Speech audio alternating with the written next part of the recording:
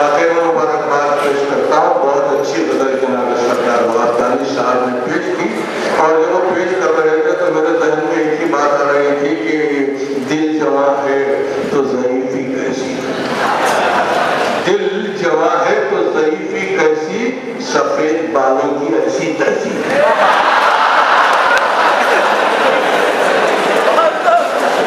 تو بہت ہی اچھے انداز میں سردار وہاب دانی صاحب اپنا کلام پیش کر رہے تھے. ان کی خدمت میں وہ مبارکباد پیش کرتا ہوں, اور یقیناً انہوں نے غزل کو غزل کے رنگ میں آپ لوگوں کے سماعتوں کے حوالے کیا. دوسرا جو ہے محترم ابوال بیان نعمان صاحب نے دیا تھا, اس کی تقریب میں انہوں نے بہترین غزل کہی.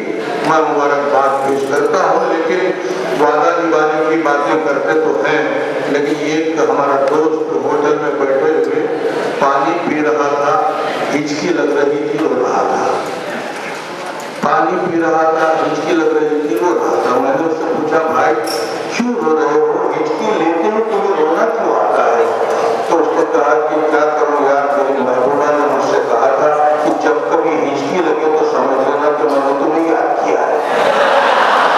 میں نے کہا اس میں تو خوش ہونے کی بات ہے, اس میں رونے کی بات کیا ہے؟ تو اس نے کہا میری محبوبہ کا انتقال میں 2 سال ہو گئے.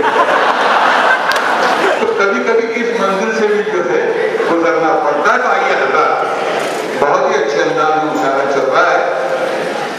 اب میں آپ کی بہترین اور بازوق سماعتوں کے حوالے کر رہا ہوں. ایک میزبان شاعر جو آپ ہی کے جامعہ کے انگلش کے یعنی انگریزی کے استاد ہیں, میرے مراد ہے جناب ماسٹر ابراہیم صاحب. لہٰذا میں ان سے ملتمس ہوں کہ وہ آئیں اور اپنا کلام پیش کریں. جناب ابراہیم صاحب.